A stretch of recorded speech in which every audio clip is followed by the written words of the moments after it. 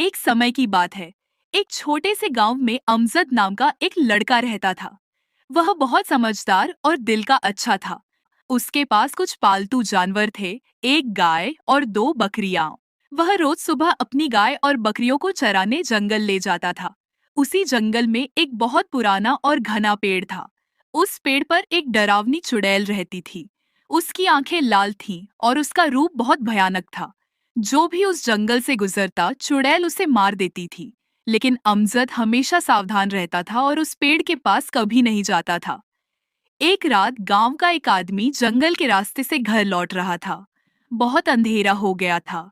जैसे ही वह उस पेड़ के नीचे पहुंचा उसे डरावनी आवाजें सुनाई दी। तभी चुड़ैल पेड़ से उतरी और उस आदमी को मार डाला। सुबह यह खबर पूरे गांव में फैल गई। सब लोग डर गए और तय किया कि अब कोई जंगल के रास्ते नहीं जाएगा। जब चुड़ैल ने देखा कि अब कोई जंगल नहीं आ रहा तो वह भूखी रहने लगी और नई चाल सोचने लगी। अमजद इन बातों से नहीं डरा। उसने कहा, ये सब झूठी बातें हैं, वहाँ कोई चुड़ैल नहीं है।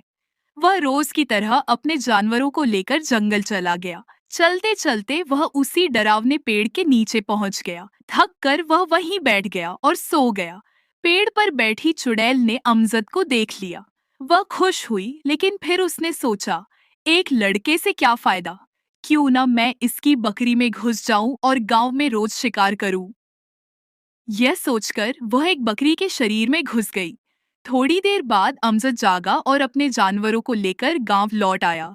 गांव वाले उसे सही सलामत देखकर हैरान रह गए। रात को चुड़ैल बकरी से बाहर निकली और गांव में घूमने लगी।